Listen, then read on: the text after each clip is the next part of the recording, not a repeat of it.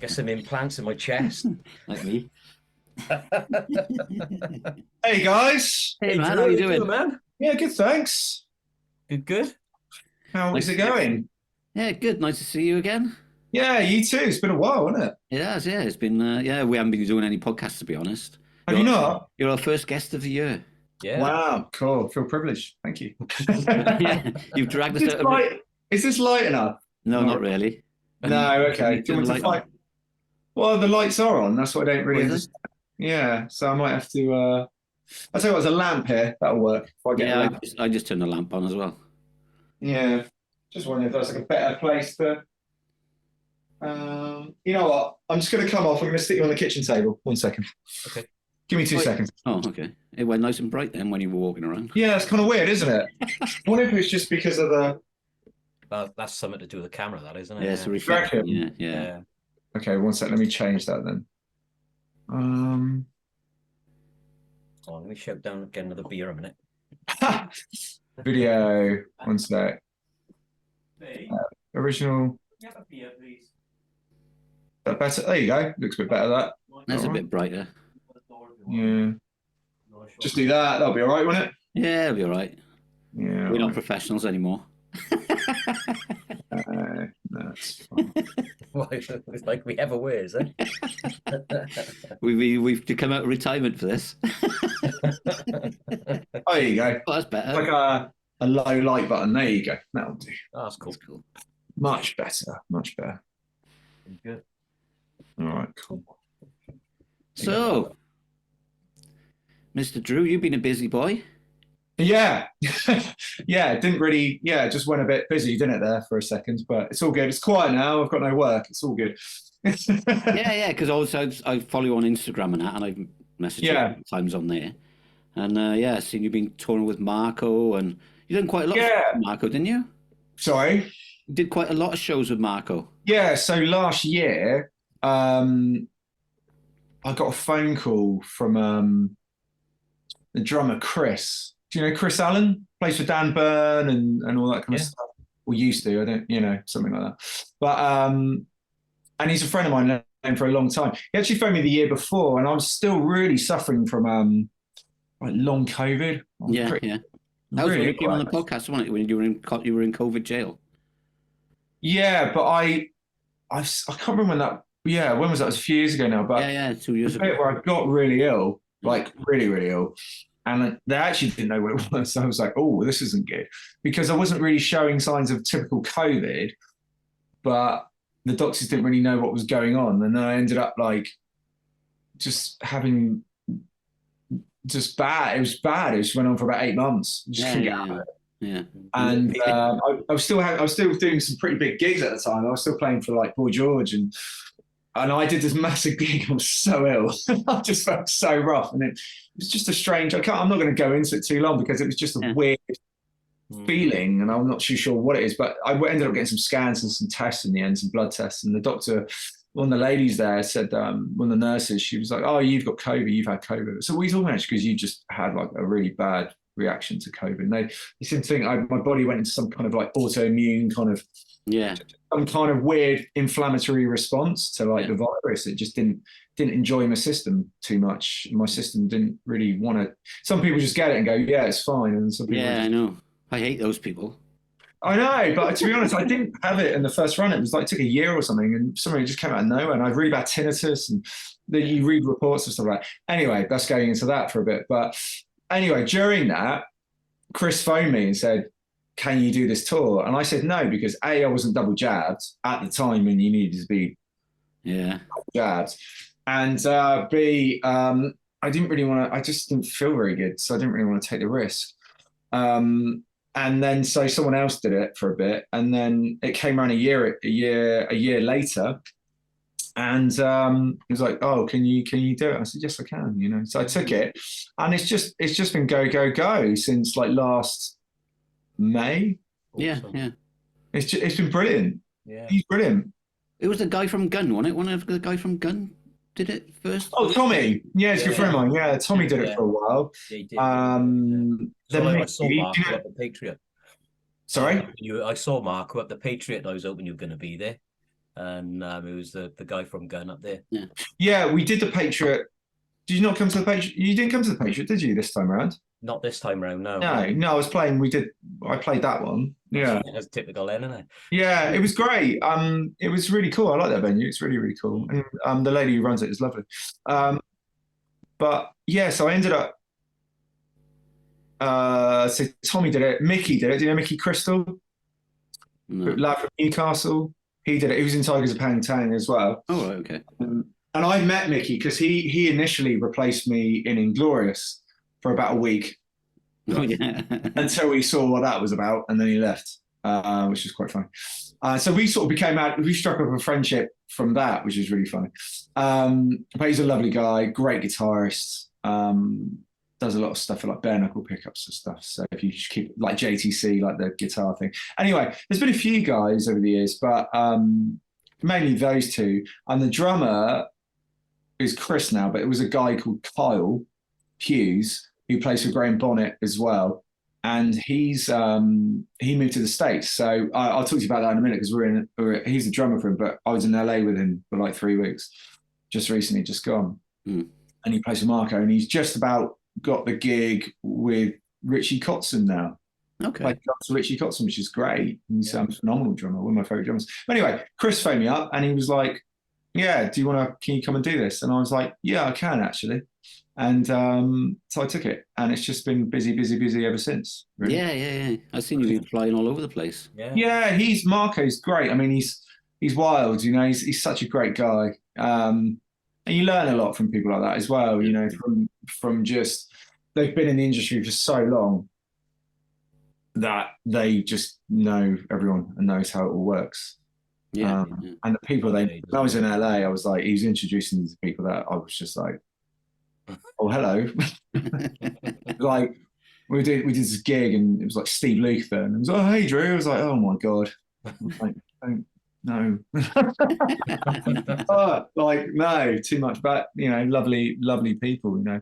And Marco's lovely as well. But there's a load coming up with that this year. I haven't got the full schedule, but I know we're definitely going back out on tour with Adrian Vandenberg again. Oh, right, okay. Yeah, because I saw you did that tour as well.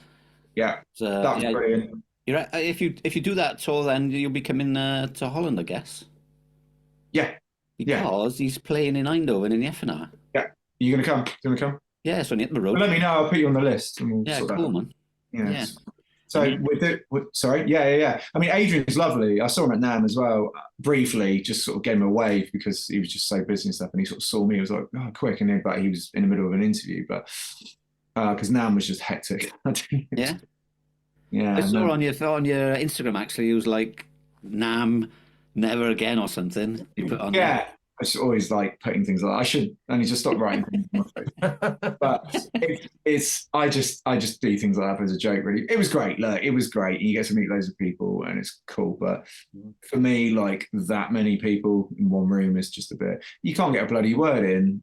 And you would think it's great for like networking and meeting people, but everyone's just trying to out network everyone. So you can't really do anything. You just have to be yourself and hopefully. But from that, I've met a few guys. I met all the guys from Guitar Interactive who do the Lick Library stuff. That was cool. And there was a couple of other people that are really nice. You know, the whole trip was great because it was. I got to do that event, that Leslie West event, there's a band called Mountain. Have you ever heard of them? Mountain. They were like really big in America, I guess, in the 60s and 70s. And great riffs and stuff, but the main guy passed away recently, so it was a little tribute event to him. And the names they had there was like, you know, it's pretty cool. Because what is it? Is it like is it just like an industry showcase type thing, or? No, it was just the NAMM show. Yeah. Oh, sorry. Yeah, no, the NAMM show is like a big. It's all the main brands go, like all the guitar brands and amps and drums and where they go from. Show off all their gear to the distribution companies, but what comes with that is all the artists that are sponsored by them and use their gear, so you get to meet them and network. And I mean, you know, no, the problem is 99% of people don't really care. If you're not really anyone like me, I'm not, you know, it's no one really, you know, if you've got, the problem is with that American kind of thing, if you can't give them any, you know, it's that whole, you've got nothing to offer, you know, you've got to offer them anything, you know. But saying that, there are some absolutely lovely people, and that 1% is usually the person that kind of wants to work with you anyway. Yeah. And enjoys, you know, the breaks I've got from music is usually that 1% of someone going, oh, cool, wicked, yeah. No, I remembered him, yeah, let's use him, or such and such, versus the 99% of people that are just going like that.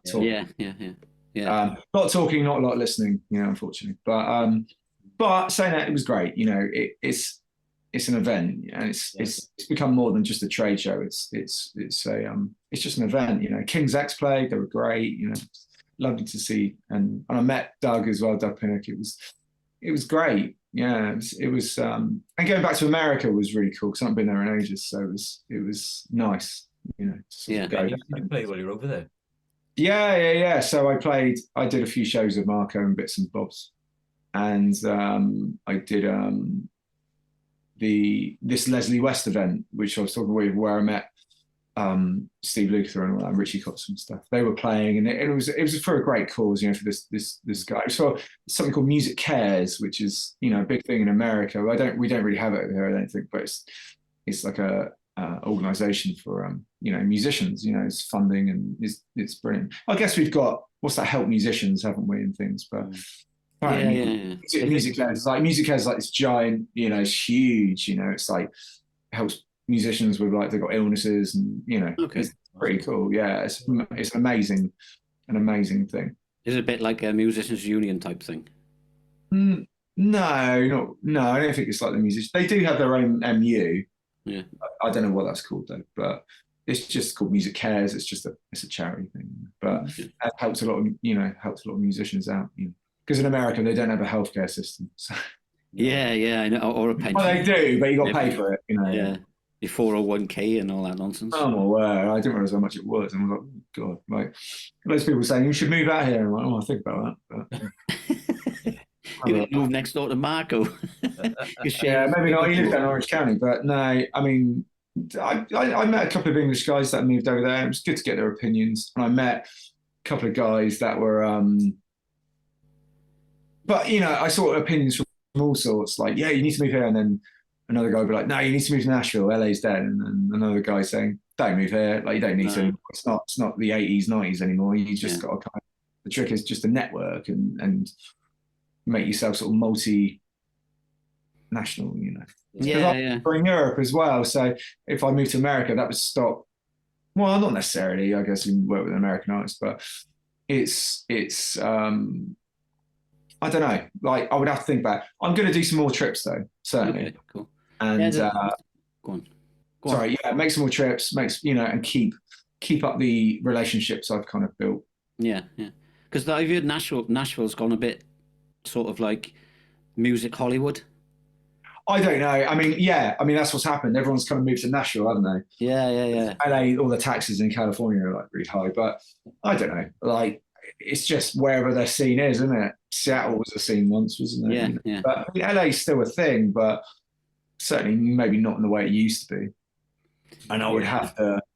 I mean, the rock scene over there is really good. Okay. Way more than the UK. Yeah, it's a lot better. Yeah, it was bigger though, isn't it? It's just more. But it's the same thing. You still got a kind of, you know, the hustle's still there, the grind's still there. You don't just go to LA and become a superstar. And maybe you do. I don't know. I think I would have to go for purpose. Yeah. Like if there was a gig involved and all that kind of stuff. You know? Yeah. Because people see you play, isn't it? It's about, if you just go out on a whim, it's great, but you've really got to go down with the jams. And they have jam nights and stuff like that. But I think I sort of went it was better the way I went because I sort of went with so people could see me play as well. Yeah. If you were over there with Marco, then. Yeah, because he's got a bit of profile, and it's, you know, people go, oh, you know, who's that? You know, so it kind of gives you that bit of maybe just a bit of an edge, you know, people playing and stuff. But I mean, Marco's great, but all his work's in Europe. You know, it's very rare that's US. Yeah, we love Marco, to be honest. Yeah. He's great. Have you had him on, have you? We've had him on a couple of times, yeah. Yeah, he's brilliant. Yeah, he gave you his phone number and everything. He's like, yeah, I have my phone number. Oh, yeah. He's like uber friendly. Super friendly. We sent him a cake, didn't we, Dave? Sorry? We sent him a cake. Yes, we did. Yeah. He loves it. Like, he's really funny. When I first met him, he I didn't know what to expect because it's America, and I just go like, oh, is there going to be a massive ego that comes with this? Yeah. There really wasn't. He's really been a hard working music. He's just a grinder. He's a hustler. He's a workaholic. He'll play in your front room if it means he's doing a gig. Was that the gig? Was that the gig at the Patriot then, Dave? Yeah, that's where I met him. Yeah, but no, when we sent him the cake, where did we send him the cake? No, we sent that. That might have been Germany or something, wasn't it? I don't know. No, I think Steve arranged it, so it might have been. Close. I thought Planet Rockstock, maybe. It was to me. Yeah, I don't know if he's doing Rocks. We might be doing Rockstock this year. No, I don't know. Last year or the year before. We sent him a cake for his 35 years sober. Yeah. Oh yeah, yeah. He definitely preaches that. He loves that. That's a big thing for him. Since September or something. Yeah. But he's good. I mean, that's a good thing about those tours. I mean, I'm not 20 anymore, so it's nice to sort of go on those tours and not be drunk. Have a tea. Yeah, and Chris is the same, really. Chris, the drummer. I mean, it sounds boring. I know it sounds like we're a bunch of boring musicians, but it means we can get through the tour without. I don't know how people do all that stuff. Yeah. Like, I could never do it anyway. I was never much of a drinker on tour because to be doing hangovers, it's just like. I mean, Inglorious and stuff. I guess we used to, but not really. It wasn't too bad. If it was a day off the next day, yeah, we But it's just the reality of that. It's just it doesn't work. I can never understand bands that do that because, I mean, maybe they can. I don't know, but I don't like feeling like crap on stage, especially if people have been paying tickets to. Yeah. Takes it away a bit, doesn't it? Takes it. Not fair, is it? On the rock and roll myth, only works so far, and 95% of those people are dead anyway. Try to live that life and. The other 5% are just super lucky, or they're just sober, or something. I don't know. Like the Motley Crues of the world and all that kind of stuff. Yeah, there's not many of them about, really, is there? I don't know how they're all alive when you read those books. It's just like, really, But they did it apparently. Yeah. But yeah. So been playing Marco a lot, and just whatever comes away, really. At the moment, I mean, I'm not really going out with Marco until maybe March now, so I've probably got well, supposed to be because I still do the Bon Jovi tribute. Yeah. And I'm supposed to be out with them next couple of weeks to Estonia and Latvia, and that's all been pulled. Oh, really? Yeah, just ticket sales or back and just think, what's happening? Yeah. Well, what's going on with Just a Ride then? Kind of on hiatus. Yeah. For the time being, just because look, it's just the reality of it all. I just see all these bands and they hemorrhage so much money on what they do, and there's nothing wrong with that. You have to invest in what you need to do, and we invested in this record, and it was great, and I'm super proud of that album.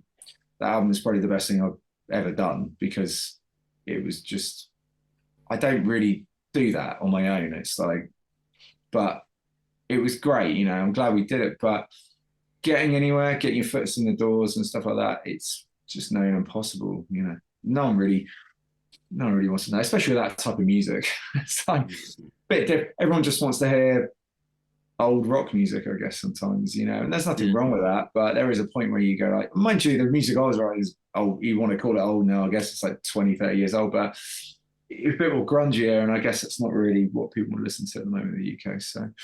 we tried and it was cool. We were going to write another record or like another EP.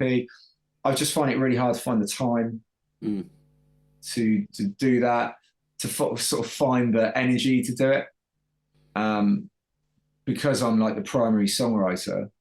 It's like me and Rod, Rod writes all the lyrics and melodies and stuff like that. And I was writing the songs, like the music. Yeah. That's how it works. I write all the music and Rod writes all the lyrics and melodies, Great, perfect team, really. And I produced it all as well. And so, it's obviously my baby, really. It was a big chunk of it. I mean, I would say Rod was like the driving force of the band. He was brilliant at that. I'm rubbish at all that stuff, and like the artist side of me is brilliant. Like, that's fine. I can do all that. I can record it. I'll produce it. I'll write it.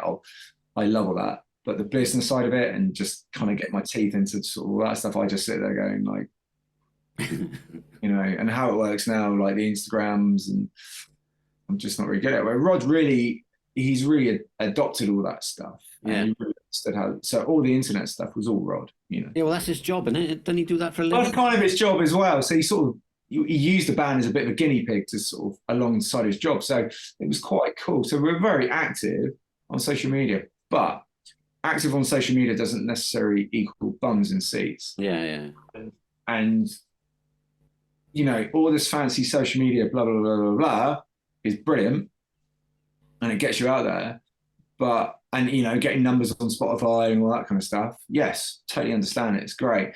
But if no one's coming to your gigs, no one's coming to your gigs. Yeah. And I still think, you still have to be a bit old school with stuff. You still have to go out, tour and play in front of people and generate a fan base. Yeah. And you're not doing that.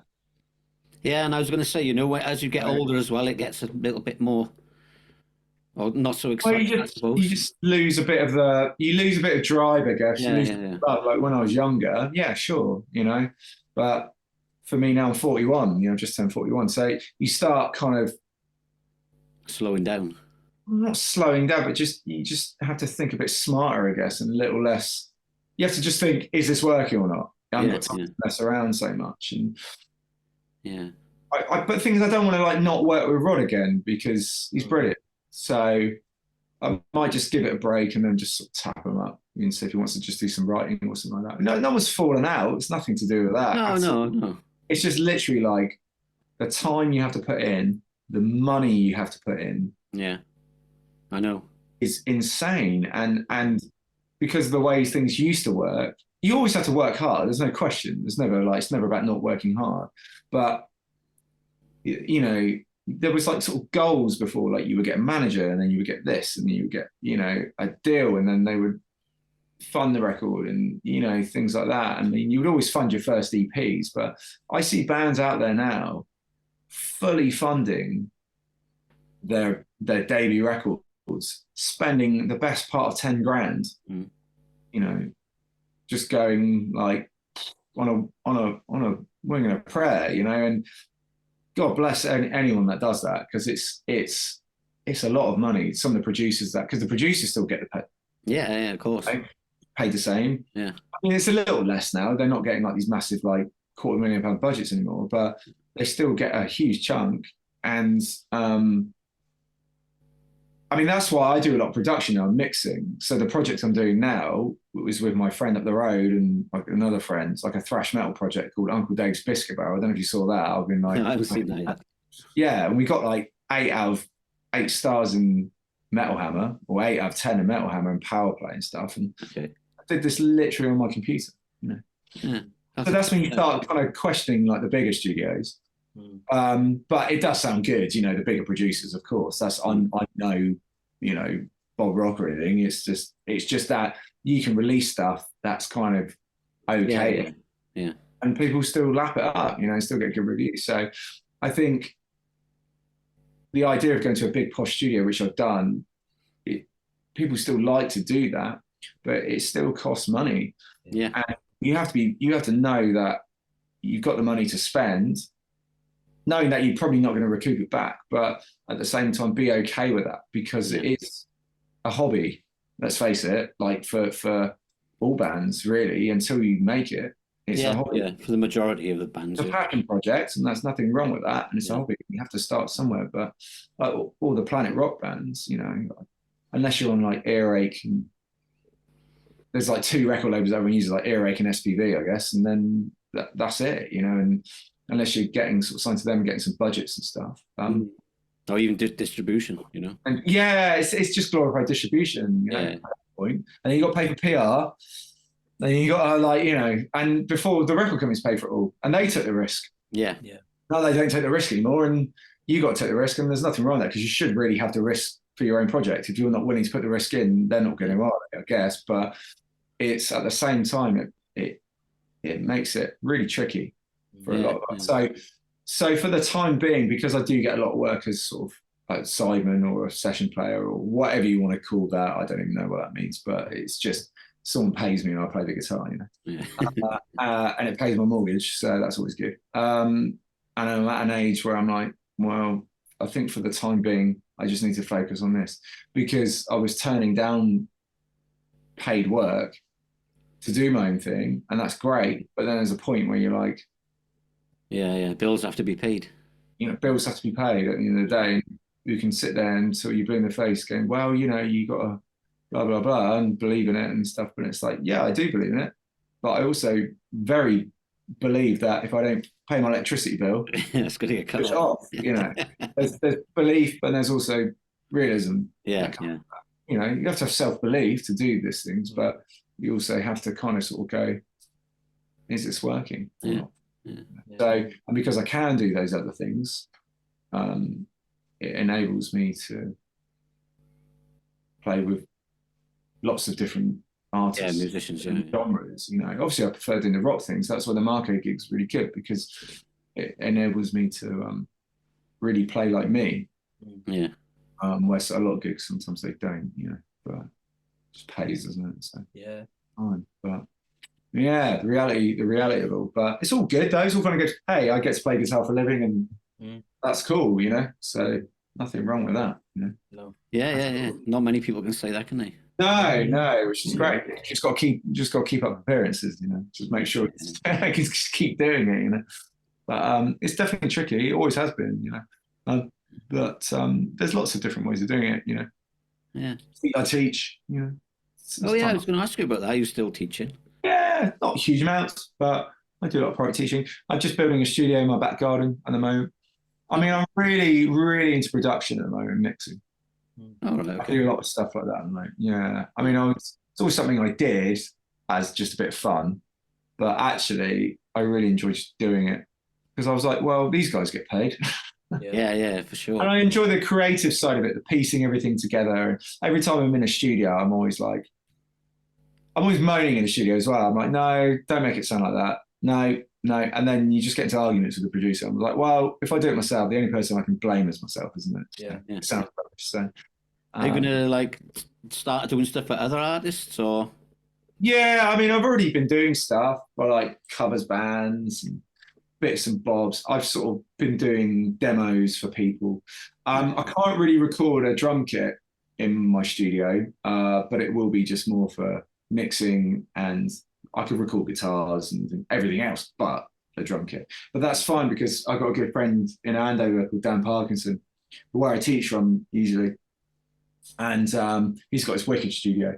And we sort of pair up a little bit, I use him, he uses me, and in terms of I can record the drums there and then just do the rest. Essentially at home, because there's a few studios where I'm from actually. It's quite good. It's a good little business if you can do it, I love that side of it, I love the writing and creating, and just I'd be in there 12 hours a day, and more, because it's just the way I think, Yeah, like you said, there's a lot of artists out there, and they can't afford the and people to do it for them, isn't it? So that's the thing. Everyone sort of run a studio from home now, Yeah. But I've got a name for it already. Nicky Smash, Nicky, don't you? Yeah. He named it for me. It's gonna be called Lo-Fi Studios, but my surname's Lawe. Oh, right, okay. That's cool. And every time I say that, he's always like, "Can I have 10%, please?" Thanks. I didn't mention that. So, Nicky's another one. I spoke to him today. He's become one of my best mates. I love Nicky to bits. I swear, his album he did, the art. Did you ever hear that Art Disconnect record he did? No. I didn't know. Did you know? Because he released it just before COVID. Spent a fortune on it. I got the guy to mix my album who mixed that record. A guy called Chris Sheldon. I know, yeah. It's Color and the Shape, and he mixed. He just does all the feeder records and stuff. And he was just the loveliest bloke I've ever met as well. Really, oh, hello, I'm Chris. I'm like, wow, okay. He's not like some rock star in a room. He's just a really nice bloke, and he's just very good at his job. And he's got a studio in his back garden as well. The same thing, just like a mixing room, because you don't have to go anywhere anymore. And gone are the days of being flown to LA to record records. And Nicky did his album, and Nicky did this amazing. I still think it's the best album of the last 10 years I've ever heard, out of like the Planet Rock scene, out of those bands. But they just, again, I just think it was like either too ahead of its time or something, or people just didn't really lap onto it, and it was frighteningly good album, frighteningly. And check that out. Yeah, it's called The Art of Disconnect. Check it out. I'm always championing it. Every time I get a chance to speak to people, I'm like, have you heard this record? Have you heard this record? And I've got it on vinyl, like pink vinyl or something. And, we sort of, when I heard it, I kind of befriended him, really. I was like, I need to know that guy. How do I get to know that guy? Yeah. I phoned him up. And I was just like, I love your record. We've been like best mates ever since. And he was really helpful with Just a Ride. I sent him all the demos. I was like, I don't know what to do with this. And he's like, dude, you need to properly go and record this. And I was like, really? And he was like, yeah. He said, go and do it. He was really encouraging, Yeah. Really encouraging guy, But again, he doesn't really do music anymore because he just saw what it all was. And he just said, if I spent the best part of 20 grand on a record, and you're just sitting there going like, brilliant. Whereas I don't really remember bands doing that back in the day. They would just write really good demos and then send them off to a record label, and then pray to God you get signed. Exactly, yeah. And then the record label. Like everyone just spends the most ridiculous amount on records, and then sort of, just bankrupts themselves, and then sort of. It's just sort of a weird industry now, isn't it? Yeah, it's like it's what it is, isn't it? Yeah. We want to do it. We want to do it cheap, don't we? But there's like a point where it's like, well, that's what GarageBand was invented for, I suppose. This is it, it's the great thing about the positive sides of like the internet is that I've just taught myself how to mix. Yeah. Like all that you go, I don't know how to do this. How do it make sound like that? Google, Dr. Google, whatever you want to call it. Mm. And well, don't use Dr. Google. That's never good. But you just diagnose yourself with anything. But certainly things teaching yourself. That's why the advent of the university is getting a bit old now, isn't it? Because I did an online university course. I did a degree a couple of years ago, and I just did it online. Oh, really? Yeah, I just did it in music. I didn't have a degree in music. I thought, that'd be good for like if I want to go teach in colleges, because I might be going to work at ACM, do some stuff there, and it really helps. Just opens the door. For that stuff, and so. It's like online teach yourself, isn't it? A bit like Open University, but like more basically what it is. But it's just without the 50 grand debt you come out with nowadays, or whatever it is, and possibly more. Which is ludicrous. These kids getting to and they're silly. So when you can sort of teach yourself online, there's plenty of these online masters things and degrees that are really good. There's a guy. Do you know Bruce Dickinson? Little Angels, not Dave's. Not that's Dave's. One of Dave's fans. Not Dave's fans. Dave's a fanboy, I should say. Oh, what, of Little Angels? Yeah. Great. So they used to. I was always a fan of his kids. And Mark Richardson used to live in Orlando because he was really friendly with my mate John, and they all sort of became friends back in the day. Anyway, I still think Jam is like my favorite records of all time. It's brilliant. But and when I met Toby when he toured with Inglourious, I was a proper fanboy. I got him to sign Jam. He was lovely. He was really nice. I think I spent the whole backstage once trying to get Little Angels back together. Oh, good. I think David does that every time he sees Toby, I think. Well, you can but hope, but it's up to them, innit? But Bruce is lovely, and he's gone straight. He went straight into like when I did ACM when I was a kid. He did all the educational side, and he's done very well out of it, as a living, as a job. And he started BIM, and he sold BIM, and then he started Waterbear, so he was a big advocate of this distance learning thing. This, you can do a master's without having a degree, apparently, as long as it's like your subject. Oh, okay. You can do it within a year, and that's basically what he sells. But they cost an arm and leg. It costs like 10 grand. But it's just, having those bits of paper, isn't it? Sometimes the qualification. Yeah. But I love all that stuff. You know, I love the fact you can I taught myself how to fix bikes in lockdown.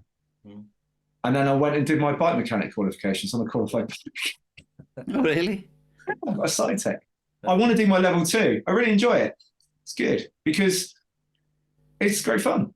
I love repairing bikes. It's like, I like taking things apart. I'm terrible at it. I've got guitars upstairs that are just necks and bodies that are just, I'm just that guy. I think it's just a boy thing, a bloke thing, but it's like, I can take them apart, but I can't put them back together again. Yeah, I was always like that as a kid, but guitars and stuff, like I've sort of tried to self-teach myself how to repair guitars and redo them and make them how, you know, do it yourself. Just go online with courses and stuff. But I will say there's, you know, you need someone there to kind of, if you do something wrong, there's no one there to go, you're doing that wrong. That's the only downside with that stuff. But you know, there's nothing quite like just practice makes perfect. But yeah, I did some bike mechanic courses and great. And I've got a teacher when I do music production mixing lessons. I have a teacher now. He's called Mark Roberts, fantastic mixing engineer, producer, and we just do it on Zoom. Like, go anywhere. Yeah. I could go to uni and pay like loads of people loads of money, or I could just have a one-to-one and learn everything within, you know, space of a week. You know, it's brilliant. Really, you can just teach yourself. Yeah, you know, save you money. One good thing has come out of lockdown and COVID, really. It's, you know, it's sort of like a Zoom explosion, really, wasn't it? You know? Yeah. I mean, it's like this, isn't it? It's all this kind of comes out of it, doesn't it? I mean, a podcast was like, I guess it started off as a radio interview, and now it's like it turned into this kind of thing, didn't it? You know, now Zoom and computers and stuff. It really keeps people connected, but it's it can do, yeah. It's all right. I'm just talking about being a bike mechanic. No relevant to, like, you know, playing music and stuff. But yeah, anyway, there you go. So did you get any juicy stories from LA? Any what? Any juicy stories from LA? Juicy stories? Well, like at 9 o'clock. It's not the watershed yet. Oh, jet lag, yeah, of course. I've just gone over it, to be honest, coming home. But it wasn't too bad coming home, but over there it was terrible. But not really. No, nothing I'll probably want to repeat. But we won't tell anyone. You know what? To be honest, like, everyone was really lovely. I mean, the people that I did meet, I ended up playing on stage. So what happened was, I played with Marco. Marco was like, "Can you do this benefit gig?" And I was like, "Yeah, of course." And then about 2 days before the gig, the drummer Kyle was in touch with Fabrizio, who's like who ran the thing. He was lovely. He was great, and they needed a guitarist because Tracy Guns from LA Guns, you know Tracy Guns is? Yeah. We know Fabrizio as well. Sorry? We know Fabrizio as well. Oh, do you know Fabrizio? Yeah. Yeah, he's lovely. I didn't know he was, and I connected with him, and he's just he's that 1%. Yeah. That guy that was interested in talking and chatting and doing stuff with me. And he's like plays with Steve Lukather and thoughts. He's good mates with Vi. I mean, Matt Sorum walked past and was like, "All right, Fabrizio," you know, he's just sitting there going, "Do you know everyone?" And Carl's like, "Everyone knows Fabrizio," and including you guys. And this is what makes me laugh. It's like, you guys know Fabrizio. I mean, he's like the most connected guy in like LA. He's from Italy. Anyway, and he phoned me up and he said, "Can you fill in? Because Tracy Guns might not be able to do it." I said, "Yeah, sure." And it was Matt Starr on drums. He filled in for Mr. Big. He played on the last Mr. Big record, and he played for Ace Frehley. He's great, brilliant drummer. Julia, Richie Kotzon's wife, on bass. She was lovely, great player, but really lovely. She's so friendly. And Jesse from Eagles of Death Metal singing. Okay. I was like, he was great. He was lovely, and he was so like really lovely. Again, no ego on that guy. Just completely like was lovely. Just a really nice bloke. But it turns out Tracy could do it in the end. Oh, right, okay. "Oh, you don't need me." He goes, "Nah, I don't need you." And I was like, "Okay, cool, wicked." So I just ended up sort of backing up Tracy, like playing the riffs and stuff, and just having a right old well at the time. And it was really nice to sort of meet those guys and sort of just play on stage with them. Yeah. They were great. Isn't it? Sorry? It's a good opportunity, isn't it? Yeah, it was a great opportunity. You know, it was something I didn't really want to sort of miss out on. And it's, it's something I'll do again. I'll go over. I might make another trip in October if there's something going on, and just keep myself there in the loop and connected. I'm not sure I'll move over there or anything anytime soon, but I'll certainly. It's expensive to live there. It's expensive to live everywhere now. Oh yeah, there is that. Yeah. But he was. How do you know Fabrizio then? We've had him on the podcast before. Yeah. Get him on. You should get Kyle on the podcast. He's brilliant. He's the drummer. Now he's become he's the drummer for Richie Kotzen. Yeah. And he was doing demos the other day for Smith and Kotzen as well, which is cool. Yeah. I'd like to get Adrian's. Well, I'd like to get a pair of them on, really, but get Adrian Smith on. He's my hero. Yeah, I know. I saw that on your thing as well the other day. Oh, it's great. He's one of those ones where like he's the unsung hero. I was thinking I made him. Like he's like big part of the songwriting team. When he left back in the day, I was like, oh, songs have disappeared, haven't it? Yeah. Like him and Bruce Dickinson, a really great songwriting team. And Adrian's playing like his legato. It's not his legato, it's like just his melodies, and they're so beautifully put together. We watched Made in '88 the other day. It was like, oh, awesome. And it's just, you forget those guys, and he just seems like a really nice bloke as well. Doesn't seem, he's that guy. He's like not on the front page of every magazine all the time. Yeah, he just does his thing, goes fishing, has a good time.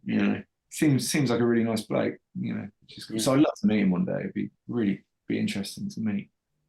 Yeah, we had Fabrizio on a while back, didn't we, Dave? Yeah, it was a couple of years ago as well. Yeah.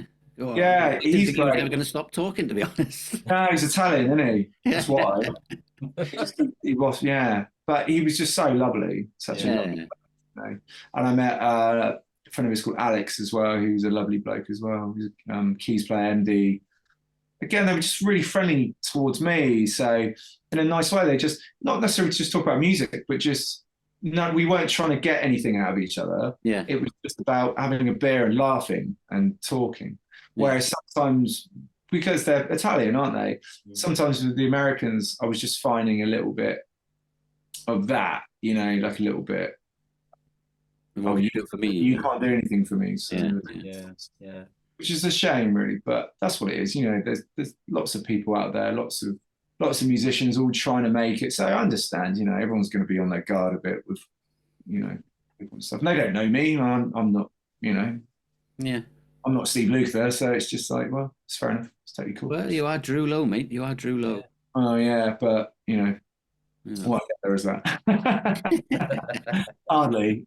But it's just, it's really, when you meet guys like Steve Luther, they're so lovely. So humble. Even Steve Luther was just like, you guys are better than me. He was just backstage like going like, oh God, I'm just some old guy, no one cares. But I'm like, okay, like, it's like, you've only influenced like half the bloody planet, but they don't, I guess maybe they don't feel that way. I guess you never really feel that way. You do the thing that you're good at, and you just, as long as you love that, because you don't go into it to do that. No, of course not. It's not like any of us are here going like, I want to influence everyone and be amazing. How arrogant is that? But as long as you're just kind of there and enjoying it, and they've got heroes as well, and you forget, you go, they've got heroes, but they're your heroes, and the list, just kind of goes on like that. But they're lovely to meet, lovely to meet. With Boy George over here this year? Sorry? You doing anything with Boy George this year? No, I don't think I'll be doing much more with that, to be honest. It was very sort of short-lived. I worked with him for a couple of years. I sort of did stuff with George, and then COVID happened. Then I did a little bit with Culture Club, and then it stopped because they cut a load of the band due to financial issues, and I mean I won't go into it too much, but it's just. That's what happens. You just get cut because they don't need you, essentially. It's just like, don't need, is that a money cost we don't need? Chop, I don't think it was anything personal, just a business decision, really. For me, though, it's not a very exciting gig. As much as I feel bad saying that, like, it's an amazing opportunity. Yeah.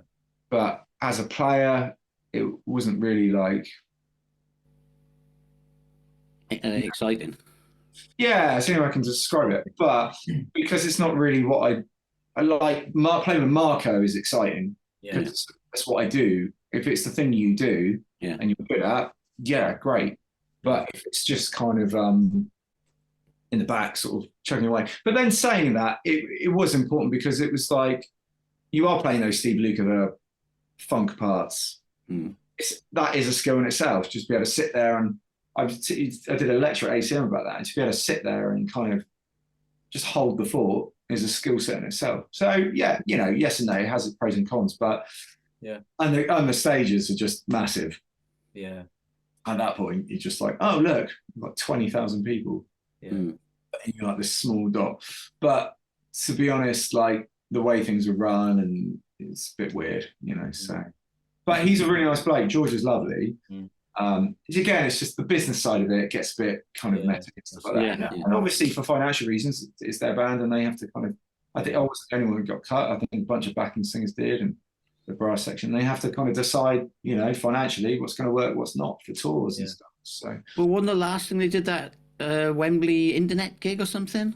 I mean, they've done stuff since. That was my first gig with them. Yeah, so that was great. That was amazing. That was Wembley Arena. I mean, I'm there. It was weird playing into an empty hall. But I bet it's just a big hall as well. Yeah, but there's not a lot of room. Like, I can't really do much on that stage, and it's a bit funny, really. But and then I did some shows with them in like outdoors at some of like the big houses, like Aubrey House, and some of they did them in the back, really, essentially in the gardens, like the big festivals and stuff. He did a bunch of festival kind of dates, and then we were supposed to go to America, and that's when about 3 weeks before it was like that was into that, Yeah. But it's what it is. I mean, I'm still friendly with Kev, the MD, and stuff, and you can't. I don't hold any ill will against it because it's just a business, isn't it? Yeah. Like, all right, cool. Just call me. And I have played with him since. Yeah, so you could always come back in the future. You just never know. Yeah, exactly. And I've done some private events with George. All right. Yeah, like played some like billionaires parties and yeah, great. And I did some benefit gigs for him, and just as and when, innit? And actually, last year I couldn't do one because I was on tour with Marco, and I got a phone call. Can you do a gig in Paris? I was like, yeah, and it was like, oh, but we need you for rehearsal next Tuesday. I was like, I can't. I was in Germany, and I said, I can't. I'm in Germany. I said, I can do that date though. Can I just turn up? And they're like, wing it. I know it all, and it's like, no. And I was like, okay, cool. And it's a bit of a shame, really, because I probably could have. And then it turns out the gig got cancelled anyway, so it was all a bit of a thing. But he's very. It's weird playing with artists like that because they're sort of personalities. Yeah. Not really. He's sort of more on TV than he is doing gigs. He's really good at that, though. That's why he's been in the public eye for so long. He's really good at keeping himself. Did you see him in the jungle? I thought he was brilliant in the jungle. I didn't see him. No, I saw him after. I saw him afterwards and spoke about it. Yeah. I don't watch the shows. They're just. No, I didn't see it. But he knows how to do that thing. Oh yeah, he was good. He was very. Yeah, he just knows how to do it. He's done it for 30 years. He knows exactly how to do it, and he's also surprising, like an amazing artist. He works. I've been in the studio with him. He writes and song. He's probably got this back catalogue of 10 albums worth of songs. I did a few sessions with him, and half of those haven't been released yet. He's just got this. He's always in the studio. He's always writing. He's always got something to prove. And I'm a bit like, man, you could just sit back and enjoy it. Yeah, enjoy it. But there's a reason guys like that are just still relevant and still moving forward. And he never looks back. He's a really big fan of Bowie's. I don't know if you can. I guess you can see that. Like Bowie's career. He just tries to mimic Bowie's career essentially. Always like a chameleon, like always changing his style, always moving forward, always doing something different, always never going with what everyone else is doing. Yeah. He's really good at that. But I didn't really get to know him as like a friend as such, But I did a little bit, but it's just a bit. You're just there to do your job, Yes. Yeah, plus he lives on great great experience. Yeah. I love it all, all that stuff where you play with these artists. They're great, and everyone's different. Everyone's just That's right. Yeah. their own quirks, and everyone's just I'm just trying to observe sometimes, But Marco, playing with Marco is just brilliant, But he's another one. He'll just tour and tour until he just falls over. Yeah. I'm quite surprised how many gigs he does actually. Yeah, it's quite a lot, but also he just has to stay out there and keep working because he wants to. Yeah. But also, he's got this new manager now, which is Adrian Vanderburg's manager. Hence why we can go on tour with Adrian Vanderburg. That was the best thing though, because that kind of stepped him up a platform and got him onto those shows and got him on, just got him playing his songs in front of loads of people.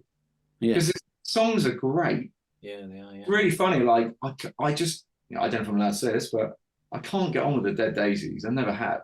Like their music and all that. I mean, they're great all individually, but the music just doesn't strike me. It doesn't mean they're bad. It just doesn't strike me in a way that I want it to. I love all their projects that they've come from. Yeah. Visually, John Corrali, Motley Crue, self-titled, like one of the greatest records out there. And Whitesnake, and Marco was also Whitesnake, and the drummers they've had have just been. Was it Brian Tichy who's like played for all sorts of Ozzy and. They're fantastic, but as a group, but that goes back to me in supergroups. I think supergroups are always overrated anyway. But Marco's songs are brilliant. When you actually listen to those, he's done about 3 or 4 albums, but the 2 kind of rock ones that he's done more recently are just brilliant. Yeah. And I still discover songs on them now. I said to him the other day, why aren't we doing this song? Do you like that? I said, yeah, like, why aren't we doing that? Like, and he's got a writing partner in Denmark. Yeah, that's right, yeah. He has a studio as well, doesn't he? Soren, yeah. Sorry. Yeah, I've not met him yet, but he's a bit of a genius, really. He writes, records, produces, plays venues, just that guy. Brilliant guitarist. Just a bit of a genius, really. So, and I think he's kind of affordable because Marco's like, he just goes to him, but they get on really well, like House on Fire. Yeah. And they just write songs. And what Marco said is like, there's no one style. I think that's why the albums are really good. It's not like they go and go, right, we need to write like this. It's just like anything goes. And I think that's probably why it works really well, their relationship. Yeah. And Marco sort of asked me, when we do the next one, he's like, have you got any songs and stuff? So I was like, oh, I do. So I'm going to send him some ideas. And if he likes them, great. And if he doesn't, that's okay too. That'd be cool. Yeah, it's nice to get my input. I'm a bit like that when I work with artists. I try and I don't just like being the hired gun. I like to sort of be part of something. I think maybe that's why I struggle with like Boy George and stuff, because I was never going to get in on that. Yeah. And then you think, oh, hang on a minute, like I really want to. Like I really like writing, producing, and if you can get in on that a little bit, it's really fun. That's the thing I miss being in a band is the camaraderie. Maybe he'll take you to Denmark. Sorry? Maybe he'll take you to Denmark. Maybe. I mean, I know Tommy played some of the solos on the last record. Okay. I mean, Tommy's doing great at the moment. Tommy's in the Reagan Age. Okay. And he's been supporting Iron Maiden like for about 1 million years doing that. Yeah. Oh yeah, that's great. I mean, I love Tommy. We actually played together. We played at Wacken. Okay. Yeah. And Marco got him on stage 2, so we had 2 guitarists. It was the only time we've done the gig with 2 guitarists, and it worked really well. And Marco loved it because he just wants 2 guitars on stage. The sound. Which is cool. Yeah, at some point, it all comes down to budget, doesn't it? Yeah, that's the thing, isn't it? Yeah, like everything, isn't it? So, but hopefully this year, I'm yet to hear from him about what we're doing apart from the Asian tour, but I'm hoping for the rest of the year, it's going to pretty much back out with Marco again. I mean, it's brilliant. I just love it. Okay, it's not the biggest venues in the world, but it's brilliant. And people come to watch him, and I love playing the songs, Yeah. But like I say, it is growing. His music is growing, and he's so passionate about it, and that's why he he wanted to do it, and he sort of left the Daisies and stuff because he just wanted to. Well, he's got that work ethic as well, hasn't he? Yeah, totally. He's charming, and he can, he's just really, he's good at being, he's good at playing rock star. Yeah. He's really good at it, and he suits that role really well. And I wish I was as cool as he is, but I'm not. Yeah, he is pretty cool. I'm dressing like I myself. It's really bad. I'm like the longer I tour with him, the more I start wearing the same clothes as him. With big flowery shirts and stuff. Yeah, seriously, I've got one upstairs, and denim jackets. Sometimes he rocks a denim jacket. Shit, rocks a denim jacket. Yeah. Sometimes I can't quite do the sleeveless waistcoat yet. Yeah. I have to put a jacket on. I haven't got the arms for it. I'm a bit skinny at the moment, so I'm a bit, it looks a bit silly on me, all that stuff. Yeah. I need to kind of like gun up a bit, get some shoulders, before I do that. But he looks great, he's got his tattoos, and he just looks the part, Yeah. Great. You could get on some festivals over here, really, wouldn't it? Get him. Well, I think that's the next plan, really. Places like that. Yeah, he's done some before. I mean, I think before lockdown, he was supposed to play Download, and there was lots of things in line. And obviously after lockdown, becoming like, you just go down the pile. Which is a bit of a shame, really. I think he deserves to play all that stuff. We'll have a great time. We've done loads of stuff like that abroad. Yeah. Whacken's great, and we might get a chance to play that again this year. But the problem with festivals, you have to skip a year, don't you? They don't let you next year again. You have to go boop, boop, boop, and it's like that. So summer's coming up, so he needs to be getting booked hopefully he'll be getting booked for some major festivals again. Yeah, if it's anything like last year, I'll love it. Yeah. You just don't know, and I love it. You don't know where you're going to be. Play some weird random. I follow him. It would just play some weird random town in Sweden. Yeah. Because I follow him on, obviously I follow him on Instagram, and he just pops up everywhere and anywhere, like. Yeah. Because we did one interview with him in Europe. He spent about 80% of his time in Europe last year. We did one interview with him from Germany. Was he in Germany, Dave? Yeah, he was. Yeah. And he was at home then the one time as well. Yeah, we did the first one at home, didn't we? He took us inside his house. Yeah, that's right. Yeah. The battery was running out. Introduced us. Get on again. Get us both on. We'll just be, I'll have to. Yeah.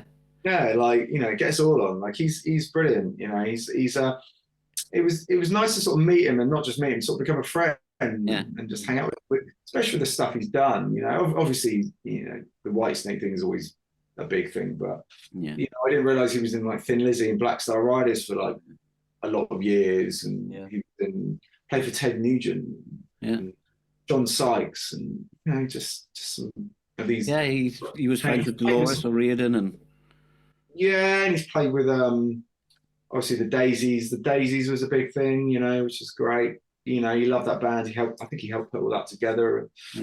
Back in the day, and a few years ago, whatever. It's just great. He just puts his heart into it all. He goes all. He's an all-inner. Yeah. We love him. He's full of, and he's full of love. Yeah. As well, like everything's all about love, and it's just cool. There's no. You don't have the Patriot. He basically. When I saw him at the Patriot, he basically shook hands with every person in that venue, pretty much. Yeah, it's he had a kiss for the ladies, and actually he gave me a kiss as well. Yeah, honest, I mean, guys like that, watching guys like that, it's like a lesson in humility. Yeah, going around, because I'm terrible sometimes. Like in terms of like if I'm just tired or something, I don't know why. Like, I just sometimes have to wake myself up and go, mate, like, these people are here to see, not me, but like Marco, and you're part of that. Yeah. But go and speak to them, go and hang out, go and, they're your bosses, they're buying the tickets, and therefore get paid every time. So, you have to, but he's really good at he'll go in, he'll speak, he'll chat to every single one of them, he'll shake their hands, he'll, if anything, it's probably too far. Like, just becomes mates with them. Becomes mates with everyone. It gets all that. It gives out his phone number. and then he'll just chat with him, and he would just happily be that guy. Yeah. And there's people that have like known him for like 25 years because of that. Yeah. And it's brilliant, you know. So and there are some fans that have followed him for a long time. Yeah, for sure, yeah. Not just necessarily the bands he's been in, but just him. Yeah. Follow his career. And you know, I sort of first found out about it, you know, because obviously the big thing is Whitesnake, the Hammersmith gig, isn't it? Everyone knows about that gig. And that's Doug, you know, it put a lot of people on the map. I mean, Doug is just wow. I didn't see him out in LA, but I'd love to meet him properly. I've never really met him. He's a frightening guitarist. We had him on the podcast. Did you? Yeah. So he's so, like, guys like that, I mean, they're just monsters of their instruments. You just learn a thing or two from guys like just they command the stage. You know, he's just brilliant. Got brilliant sound. I loved him in Whitesnake, and when he left Whitesnake, I didn't like Whitesnake anymore. Yeah. You find that, don't you? I thought he was such a big part of that, whatever the resurgence of it. Yeah. I think he was. I think he wrote loads. I think he wrote a lot of it. I think he was just he had that John Sykes vibe about him, and the big chunky guitar sound. And then you had the other guy that was Red Beach, who is amazing as well. Yeah. A bit more of the even though Doug's an incredible lead player, they're just two different players, and they complement each other really well. But I felt when they got the other guy in, I was a bit like, no, I didn't like him too much. So just didn't think the sound was there. You know, it's just like no. Yeah, it's a bit like Iron Maiden, isn't it, when Adrian Smith left? There you go. You know, same sort of vibe. You lose a bit of something magic. The magic goes. Yeah. When it comes back and the magic comes back, you think, oh, that's funny, isn't it? Yeah, but what was weird with Iron Maiden is that he came back, but they still kept Yannick Gears. It's like, I'm not. Yeah, we can't just sack the guy after, like, you know. I don't know. I don't know. I guess you can, you know. It's happening. What's happened recently? Dream Theater, isn't it? They got back old. I saw they got back old. The old drummer, didn't they? I don't know.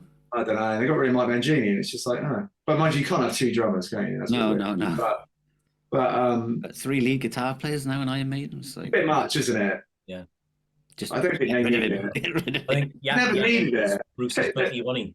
Sorry? So when Bruce did all his solo stuff, Yannick was with Bruce then, wasn't he? So that's right. Apparently that was Patty Millionaire, wasn't it? Yeah, that's it. So he's his buddy anyway. So but then Bruce did he worked with Adrian, I think, on some of his later solo albums in the 90s. And I think like that's how, was it Chemical Wedding or something? I don't know, but I think that's Adrian. And they just they have this really amazing writing partnership. It's either, if you look in the back of Maiden albums, it's just Smith Dickinson or Steve Harris. Yeah. Like Steve Harris on his own or Smith Dickinson. It's very rare it's like anyone else. But the strength of the songs. But Adrian's sense of song, his melodies and songwriting, he's a great singer too. Yeah, he is, yeah. Did that? Do you remember that project he did? Adrian Smith and Project, wasn't it? Yeah. Back in the day. I don't think it really did much, but something very different, like poppier, wasn't it? But it was, It surprised me on that for that Smith and Coates, and he surprised me on that as well. I got to be honest. Yeah, right. It's something different. It's a bit bluesy and a bit, you know, really good. Yeah, it's great. I think they're going to do another record, you know. And I saw Richie Kotzen play the other night because obviously Kyle was there. And he's just incredible. Just watching him live, and for me, it's not his playing. Like, I was never like a fan of his. I mean, I am. He's amazing, but he was never like the guitarist I kind of went to. I was always like a bit of a Nuno, Richie Sambora kind of guy. But his songwriting and singing is just phenomenal. I just think, man, if I could write songs and sing like that, if I could just sing, let alone like that, let alone write songs, it's just the whole package, you know. Yeah. But his career is like really funny. It's sort of, but he's really smart because he just does it himself, doesn't he? Yeah. He just plays all the drums as well. Usually, he just does it all. I think he records it himself, and I've never really sat with his records though, like his solo albums. It was only like the Winery Dogs that kind of brought it into kind of more of a focal point, wasn't it? Yeah. And he's really big abroad, like really big in like Brazil and places like that. But the Winery Dogs were pretty big, weren't they? Yeah, I was going to say like over here, and they sort of seem to, because that's more of a super group, wasn't it? Yeah. With Billy Sheehan and Mike Portnoy. But yeah, they were great, really good. And it's his choruses. He just writes amazing choruses. Like just the songwriting level is fantastic. I always thought he sounded like Chris Cornell. He had that sort of rasp in his voice. But brilliant, phenomenal player, and singer and songwriter. And I'm so happy for Kyle to get that gig. It was just like, wow, mate, so good, you know. But a great three-piece, you know. Yeah. Really strong and yeah, just phenomenal band. But yeah, sorry, what we're talking about, I start rambling on and then what was the point of that? What were we talking No idea. I don't know. I just do that and then it's like So do I. That's what we do as well, don't worry. Where were we on this? I think we were talking about Boy George, but there you go. Okay, start off with all that. So if you had to go into a celebrity thing, then obviously you said you don't really like watching them. Would you go into Celebrity Big Brother, Yeah, Celebrity, The Masked Singer, or Dancing on Ice? Which one would you have a crack at? sorry, what was the first one? Big Brother. I just do Big Brother. Yeah. I can't dance. So that would be silly. Neither can anybody on that. You can't skate either. I can't. What was the second one? I'm a Celebrity. Oh, what? Get Me Out of Here. Yeah. Can you Maybe that one. No, I don't know. They're just all bad, aren't they? Yeah, I don't watch any of them. So.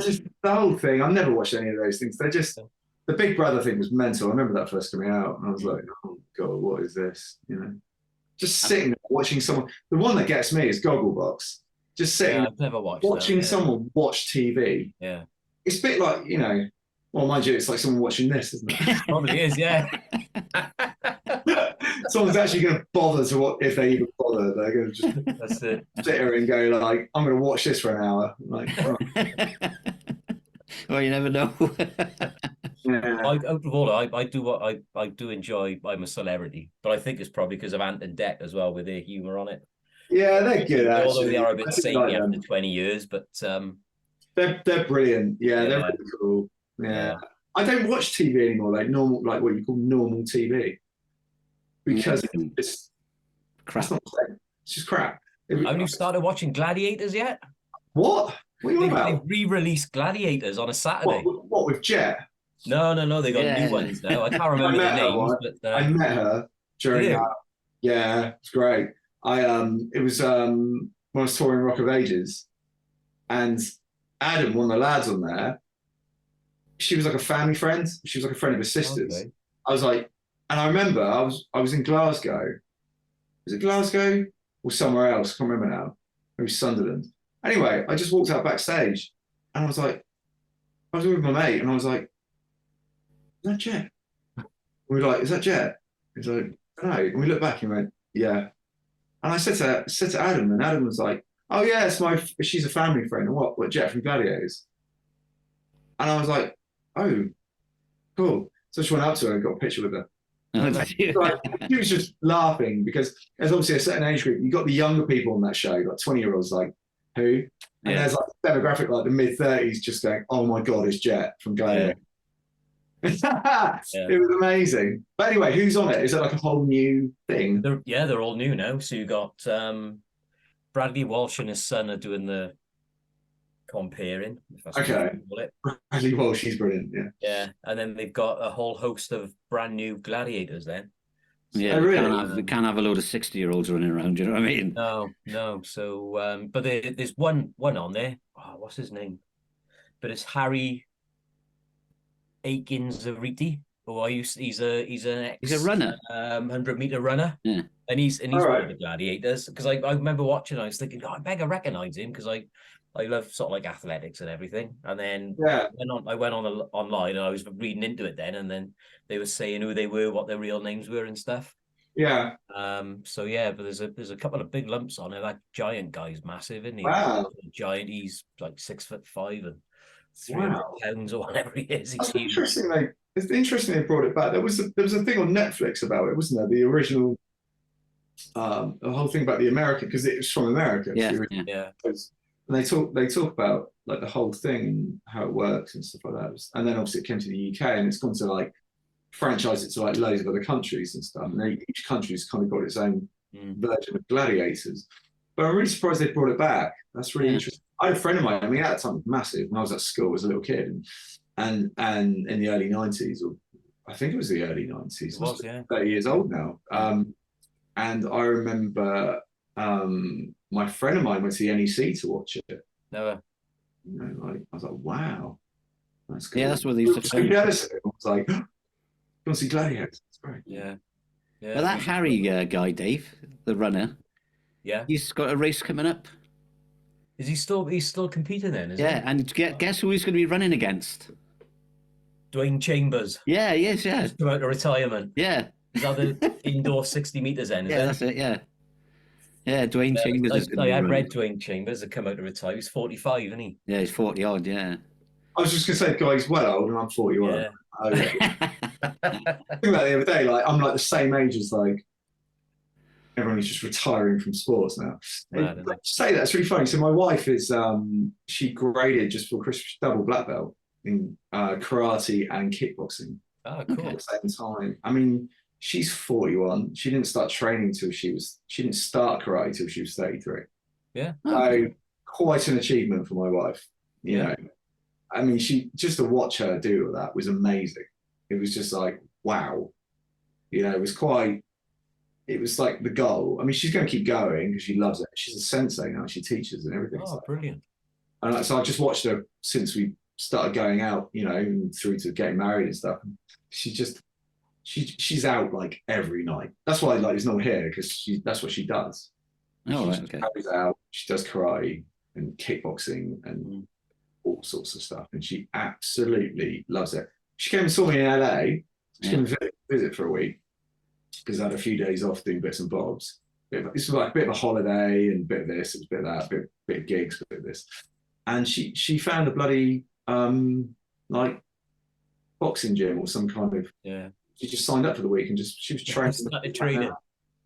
Me, I just fall apart. Like I do a lot of running or cycling, and I haven't been to the gym or run for about 3 months because the moment I get busy, it all goes out the window.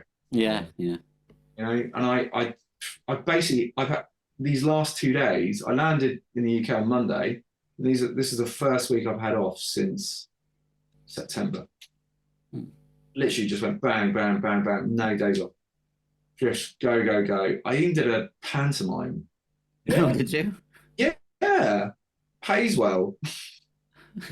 I'll probably do one again. It's the most money I've ever earned. Like it was in where was it? Miles away. But I flew in from the Asian Vandenberg tour. I had the gig like that night, and I had to fly in that morning to rehearsals the next day. I had to get I had about 4 hours sleep, 3 hours sleep. Flew in straight to rehearsals, pantomime, go, and then I had about a few days off, and then I flew to LA, go. You know, just I do it to myself.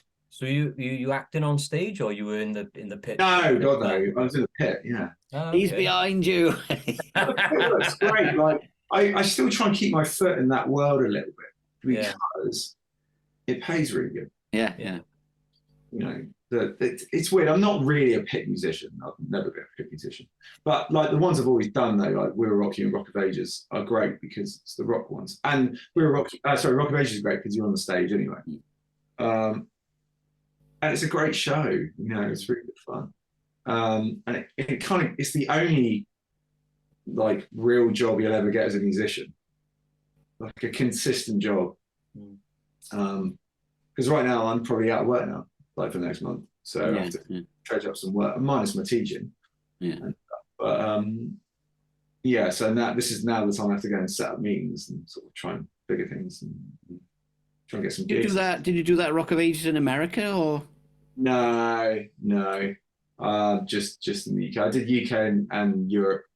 Oh, okay. 3 different things. You have to the American system's different. Like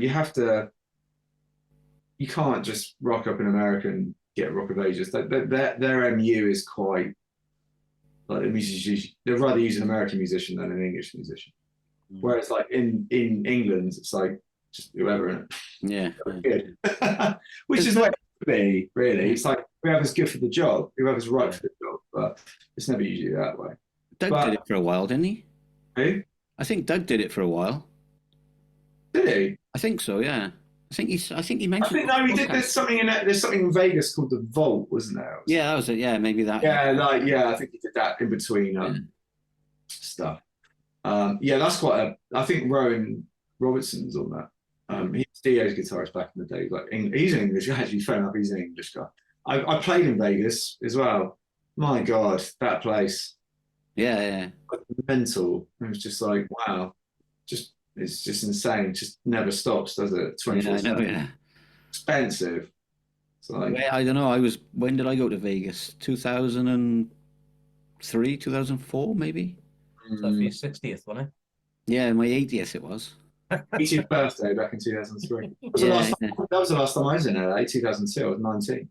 Yeah. I went to a guitar school there. I studied there. I was there for about 3 months in Pasadena. And ironically, I went back there recently, and it was amazing. You know, it was weird. It weirded me out. I was like, oh God, like I haven't set foot in there for like 23 years. Yeah.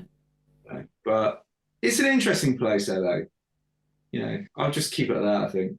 Yeah. It's changed. I'm not sure I want to live there, but I thought I did. The romanticism of it is kind of more there versus like actually wanting to live there. Yeah. I know a lot of guys that do. I don't know. Maybe it's a good way of getting work. I don't know if all my work ended up over there. Yeah, of course I'd have to live there, but I don't know. I really like playing in Europe. You know, I love touring Europe. I'd like to live in Europe. I'd love to live in Spain. Yeah. It's good where the weather is. Yeah, Spain is like LA though. Same kind of weather, same kind of heat, same kind of dry sort of sand look about it. Same. Not so many homeless. Yeah, that was another shocking thing, the homeless, you know. But I tell you what we used to do. Like my favorite place was 7-Eleven. I love that place. The corner shop places, but they're not like corner shops. They're like, you know, you go in for a coffee and it's just everywhere, just multiple things to get, you know, and they're like that big. Everything's like that big, small ones that big. And it'd be really sad, like the homeless guys or, you know, peeps that are outside and you'd be like, oh, can I have a drink? You're like, yeah, sure, just buy them a drink, buy them a sandwich, you know, or something. I was doing that. Yeah. Sometimes, you know, they just wanted some food. As long as they weren't asking for money. Yeah. But if they're just asking for some food, they're like, could you help me out? Can you give me some food? We're like, yeah, only 7-Eleven food. Yeah. Fine, you know. Because unfortunately America is, you know, there's that side of it. Yeah. You don't see on the TV. Well, no, you don't. And they're not just like homeless. They've got some serious mental health disorders, and they're on the street, and I don't know if there is a system for them, or I don't know, but they just live. And you go down to like the beach, and you think this is tragic. Like Venice Beach and all that. It's just, they've legalized marijuana, haven't they? So it's just also. It's just like. We don't have that problem in Holland, do we? How is Holland? Yeah, good, man. I loved it touring over there. Yeah. I loved Adrian Vandenberg. Everyone's like, I love their accent.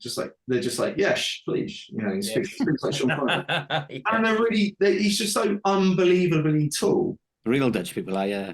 Yeah, he's like, and the tour manager, Ralph, he was amazing. It's the same. It just made me look like a dwarf. Yeah. Well, the real Dutch people are one of the tallest races in the world, aren't they? Yeah. He must be about 6'5". No, he's on that. Adrian must be 6'6". Yeah. You see him in all the Whitesnake pictures. You're like, oh yeah, you're like, they're not just small, like you are just massive. Yeah. You know, and he was lovely. He was one of the nicest blokes I've ever met. Very sweet. Have you ever had him on the show? Did you get him on the show? No, I haven't had him on. He talked for ages. He's just a really nice bloke and a great player, and he used to watch me from side stage, and that was my first experience of that. Like sort of a hero of mine watching me from side stage, and he kind of gave me this. He kind of gave me it's like the Obi-Wan thing. Oh, right. Yeah. It's like I've just had the Vandenberg nod. You know? I left him a message actually when he said he was going back out on tour next year, and I left a message on there. I said, "I hope you're taking Marco back out on the road with you," and he liked my comment, so I'll have to try and get. So we are. I don't know if that's been announced or I don't know actually. Well, it has now. I have to chop all this out. I don't think really matter.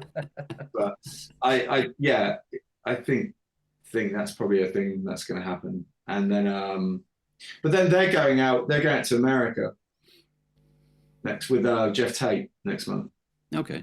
Which is brilliant. They're doing America, like an East Coast tour. But his whole band are lovely. Have you ever met Matt Slevin? No. He's like the singer, and he used to sing for Malmsteen. Yeah. Just get him on the show. Brilliant. He used to sing for he did the Facing the Animal album with Cozy Powell. Okay. Yeah. Just the most sweetest, loveliest bloke. The whole band are just awesome. Another reason I like touring Holland as well, because the food's amazing and you get treated really well. You do at the venues, actually. Yeah. Like those, what they call those big the venues are they're all like black with the rubber floors and what they call those venues. I did one with Inglorious once ages ago in Tilburg.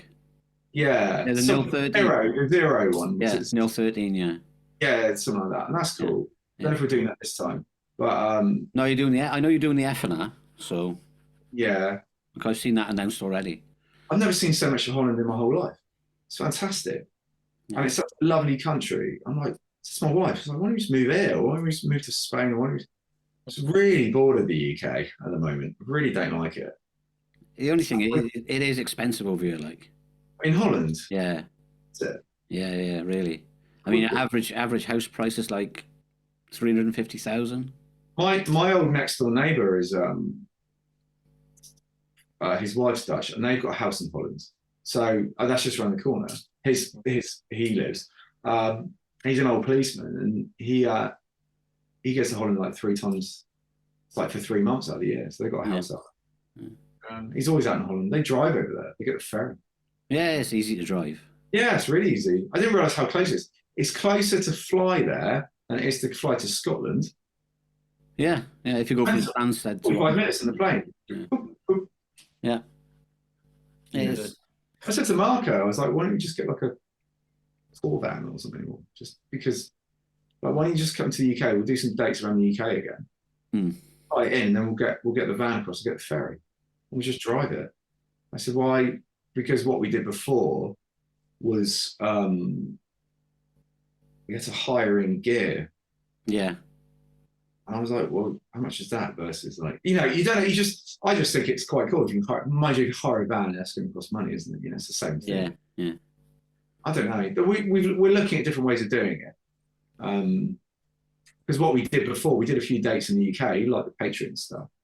And then we sort of came straight from that. We played Bannerman's in Edinburgh. And then we flew straight from there, straight to Holland, did the Vandenberg tour. Okay. If I still had a van, mate, I'd be your van. I thought about just buying one, because you don't need a big one. It's not like you need a massive splitter. You just need. That's what I used to have a Mercedes Vito splitter van. Perfect. Anything like that is great. It's only 3 of us. Yeah, I used to have all my band's stuff in the back, and then just used to travel around everywhere. Yeah, absolutely. Yeah. It's only 3 of us, and you just need like a little van. Yeah.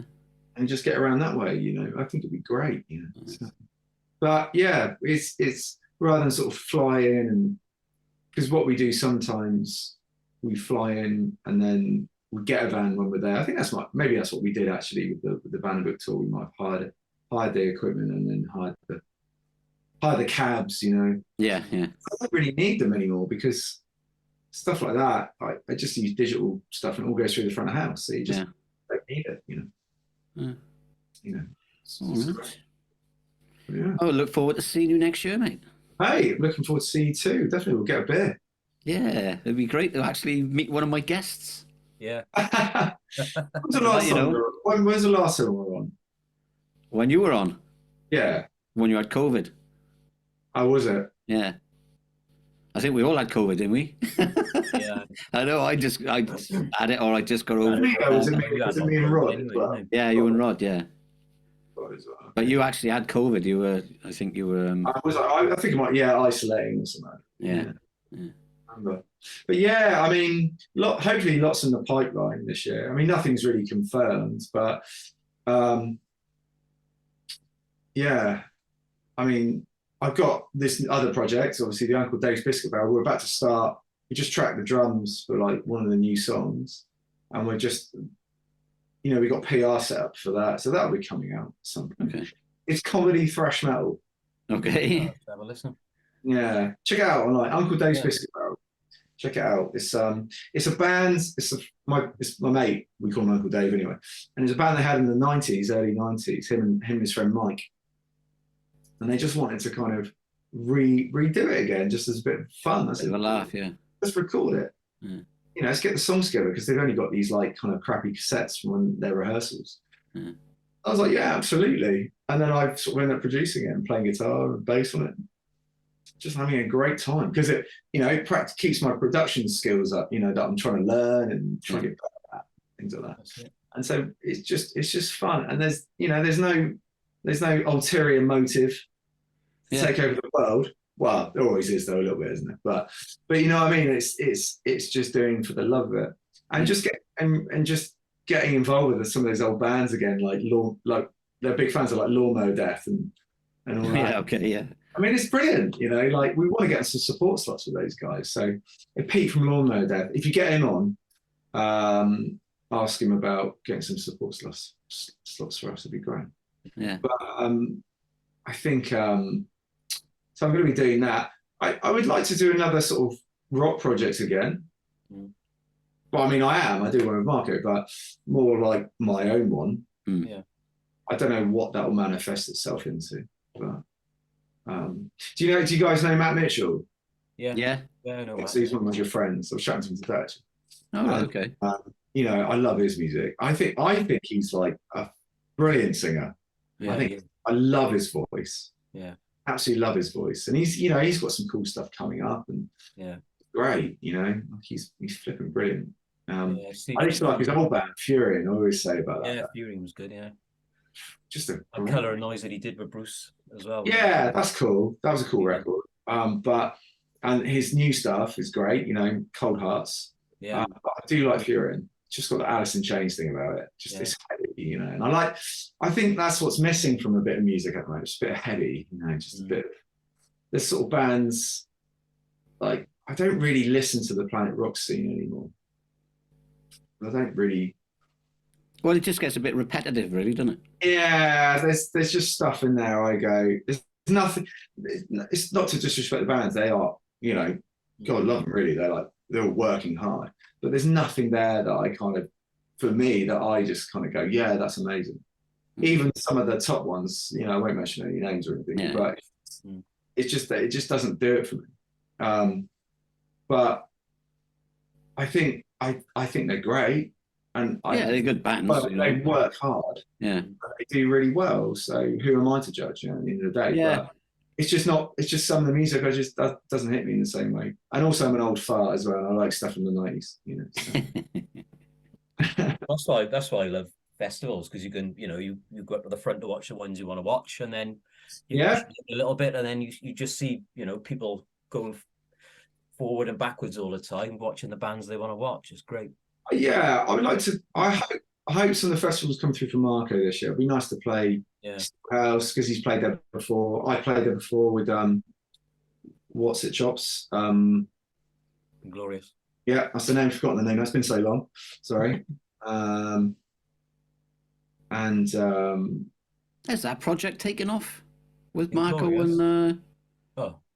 What was that project called? Oh yeah, what was with? Oh no, the problem with those projects are they're just sort of non-projects, aren't they? They're just those. There's loads of those bands, isn't there? Like on that label, that they just do. They never tour. I think they're doing a second album. Oh, really? Yeah, but I think they're just kind of album projects. They're great. I think they're brilliant, because it's like they're little super groups of like these little bands and stuff like that. But I just find the only problems with those bands are, and again, no disrespect to them, they're all amazing, blah, blah, blah, blah, blah, all amazing musicians.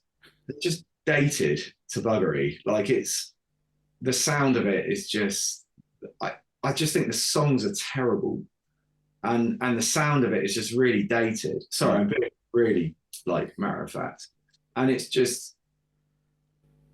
But on the positive side, that's just the way my take of it.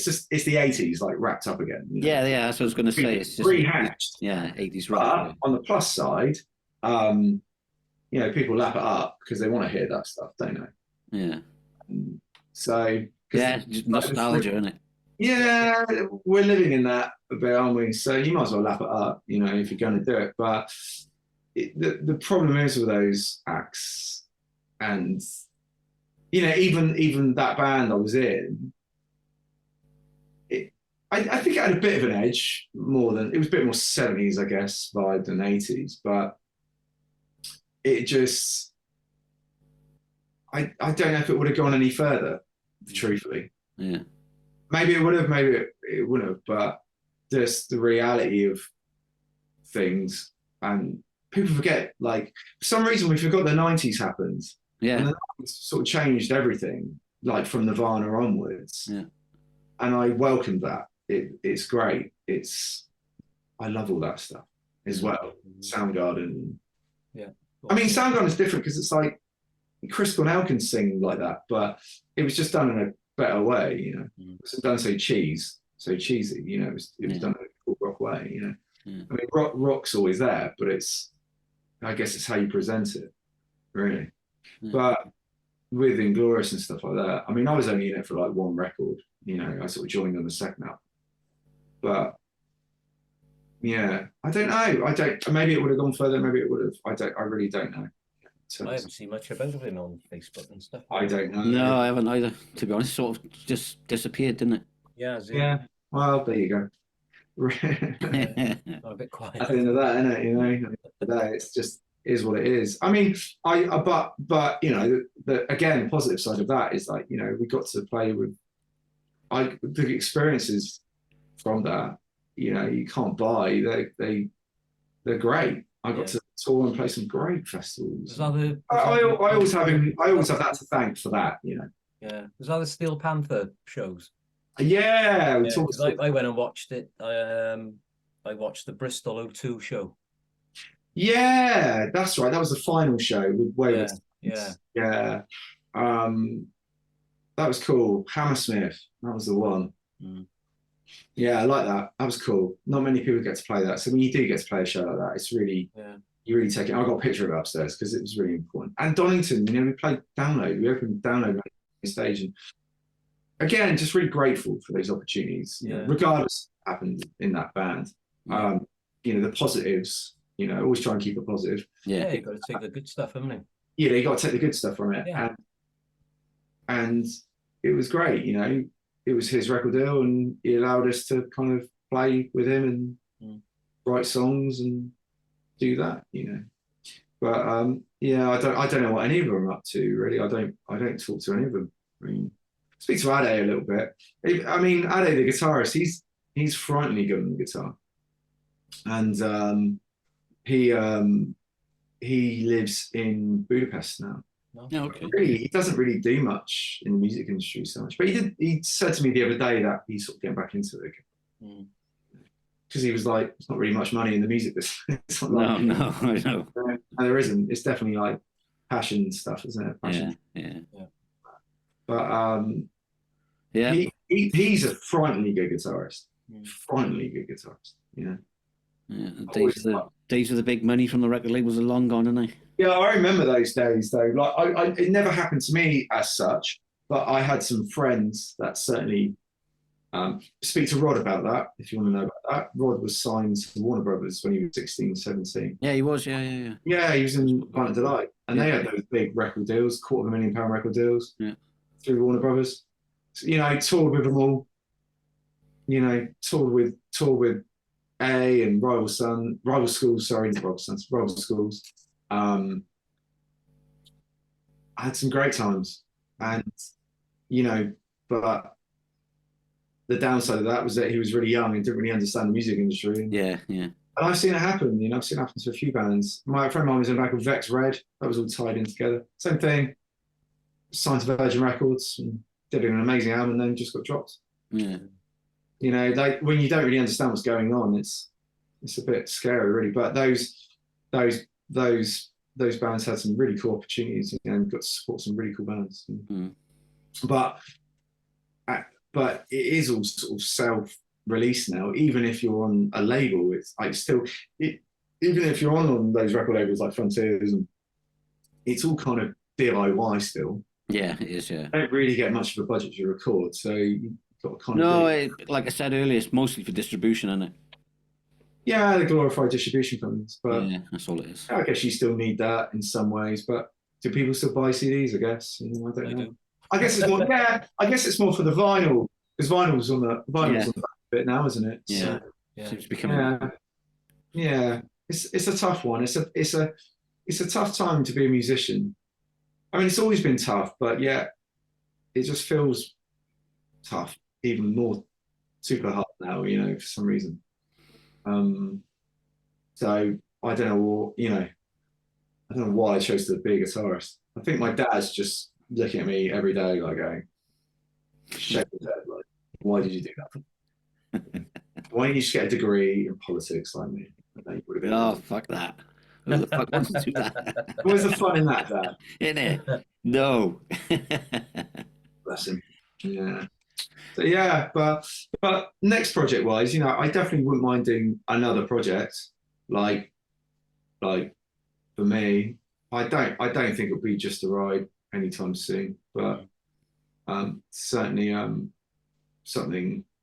I certainly would like to do a rock project. I've got a kind of idea. I really wouldn't mind working with like a singer like Matt. Yeah. Okay. I keep saying to him, I'm like, do you want to do something? Mm. And he's always like, no, because he's so, he wants to do his own thing. Yeah. And he's always like, I've asked him a couple of times, but it always turns into a no answer. Yeah. Like a really long-winded no answer. Like me, like, I would love to, we would write some great stuff, but I just want to do, I'm, busy doing my own things. Dan Byrne. Guitarist, I was like, sorry? Dan Byrne is busy. Yeah, my mate Chris was playing drums for him, but he just sacked his whole band recently. Is he? Yeah. Oh. Sorry, I don't even know him, whatever. But yeah, I had something to do with the management or something. And Chris was like, oh, brilliant, cheers. No, on the Thingy Bob band, was there? What were they called? Oh no, that was last year. That was Revival Black. Band? Yeah, Revival Black. Yeah. Last year. Oh no, that's a whole different thing. Yes. I don't know. Dan's lovely though. I met him. He came to one of the Marco gigs with Glenn. Do you know Glenn? Yeah. Yeah. Glenn's wicked, great guitarist. He filled in for me for Marco, so I couldn't do a gig in Germany over Christmas because last minute he filled in. Glenn's a great guitarist. I think he might be still playing for Dan. I'm not sure what happened, but Chris was telling me that the whole band sort of got let go recently. I don't know why. And Chris is a bit like, oh, well, I've just sort of, just given up all my time and done all this work for you. And Yeah. So yeah, I'm not sure what happened there. Really, but I don't know.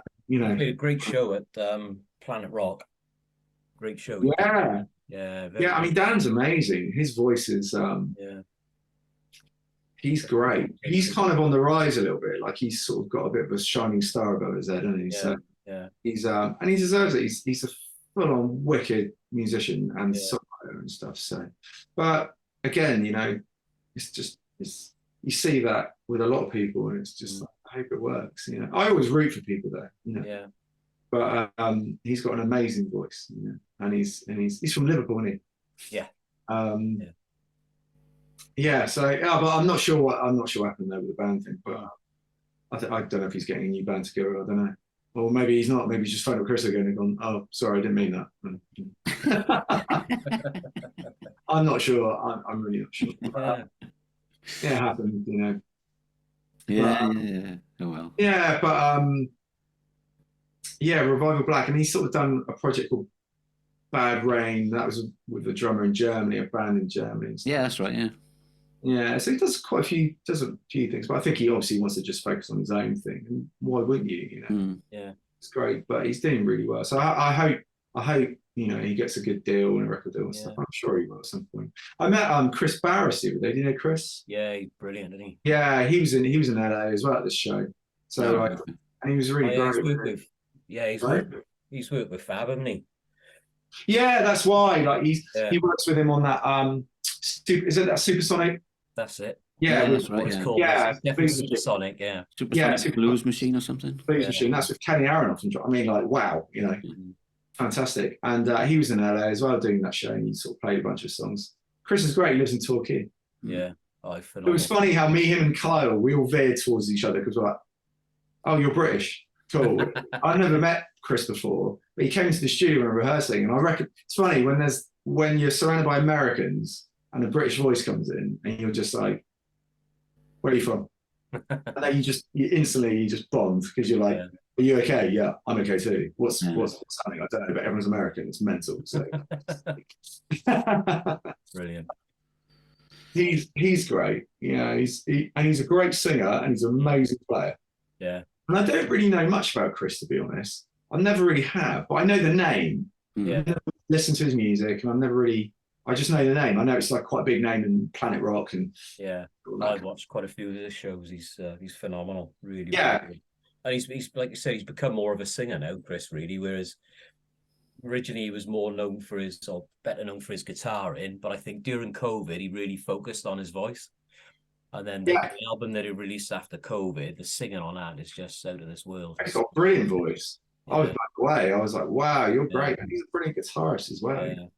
And he's like an ex UFC fighter or something. Oh yeah, MMA fighter. Yeah, I see. MMA fighter. Yeah. There's a fight with him on YouTube, and he smashes the hell out of this. Yeah, I wouldn't want to have a fight with him. No, he would kill me. Yeah. I would instantly you set your misses on him. Yeah. No, he's brilliant. He was great, and he played with I was at Rudy Sarzo was playing, and I got to hang out with Rudy, and I was chatting with him as well, and I was like, great. And I said to Rudy, I was like, oh, brilliant. I'm like 2/5 away from like making my slip of the tongue line up. This is awesome, you know. And he laughed, you know, because Slip of the Tongue is my favorite Whitesnake album. It's not it's not Whitesnake fans' favorite album, but it's mine because it's got Steve Vai in it. So, and that was the one I kind of grew up listening to. And I think the songs are great because Adrian wrote all the songs. You know? I'd always talk about Slip of the Tongue, and I do like 87, but Slip of the Tongue's the one. You know? Yeah. I don't know. How do you feel about Slip of the Tongue? It's a bit of a controversial subject for some people. Yeah, I like it actually. It was one of the first Whitesnake albums I listened to be honest. Yeah, it was no, I think 87 might have been when I was a kid because obviously Here I Go Again and stuff. Yeah. But certainly Slip of the Tongue was like, yeah, it's just the songs are banging on it, you know. Just they play some of those songs from when Adrian tours. So they play like Ships and Judgment Day, and it's like, yeah. And they play Fall for Your Loving, but that's I know that's not his song, but they played that version. Yeah, it's cool, and everyone knows it. Yeah. And he plays Here I Go Again. Again, he didn't write it or play it on the record, but I think he did the solo on the album or something like that. I don't know, but back in the day when he replaced John Sykes and stuff, but cool. It's all connected because Marco knows John Sykes and tour with him. You just think, I was just like, get John Sykes to a show and have him and Adrian stand in the room together, see what happens. You know, I think it's amazing. I love all that stuff. And Marco was always like phoning John Sykes when we were on tour. Yeah. Like, never answer there. We'll go to his answer phone. You just think, oh my God, like, you know, the titans of rock right there. Yeah. Fascinating. All right then, mate. Yeah, I think we've wobbled on enough, haven't we? Yeah, plenty. You're going to chop this down to like 10 minutes and just see. I think I'm going to have to chop it in half. That's for sure. Yeah, you're going to have to see like if anything is of any use to anyone. Like this is Drew. I've had to cut it down to 5 minutes because he was just waffling on about. Well, waffling on is what it's all about, man. That's it. I just think it's good. It's just more like a chat than a podcast, isn't it? It's just that's what it's all about, isn't it? It's just you get to see people can judge me at their will. Then they can just be like, that guy's an idiot, I hope they don't, Sure they won't, mate. I sure they won't. All right then, mate. I'd love to see you both. Amazing. And you. Nice to speak to you again. I'm glad we sort of caught up.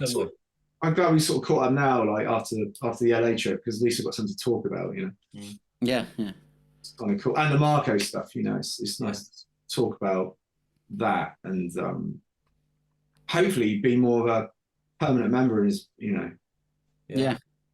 Because I love. I'll get in touch with him. We'll get him back on. Get back on. He's great, man. Like he's just brilliant. I never know. Again, like it's something I said before. I never know what to expect when you meet some of these stuff, like how they're going to be, because some of them have these, I don't know, nuances, if you want to call it. But he's brilliant. He's great, and he's always treated us really nice, and tells me when I'm doing everything wrong. It's great. Tells me when I'm playing a wrong note. Gives you the look. Gives me the look, like, yeah. Oh, if you do that again, you're sacked. Gives me the Prince look. No, he doesn't really. He'd probably just smile and shrug it off, knowing Marco. Yeah, he's great. The band are great. So the Chris is great when he has him, and and Kyle's amazing. Whoever he has in his band always has to be good. I think, So. Yeah, that's for sure. Yeah. All right, guys. All right, take it easy. Okay, and I'll see you. I'll see you at a venue soon. Yeah, and we'll see you in Holland. Be great. Yes, finally. Time it for the week I'm over there. I'll be able to come and watch you as well, eh? I get to meet Absolutely. Well, I mean, next time we get Marco, I'll speak to Marco about doing some more UK dates, because it was quite a small run, really, that one. We played the Black Heart, the Patriot. We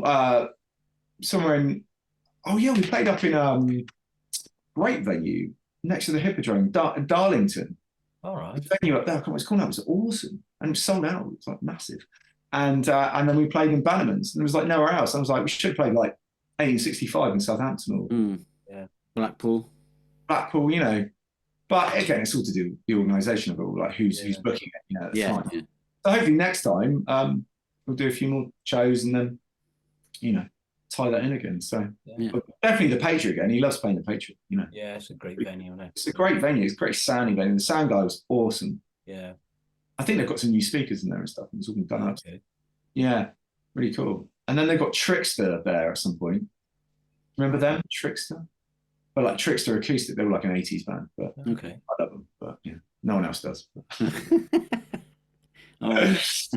Anyway, that's enough, I think. So we'll catch you guys soon anyway. We'll stay in touch. I will. Definitely, yeah. I will drop you the odd message. Yeah, drop me a message, definitely. Cool. All right, guys. See you later. All right. Bye. Bye. Bye.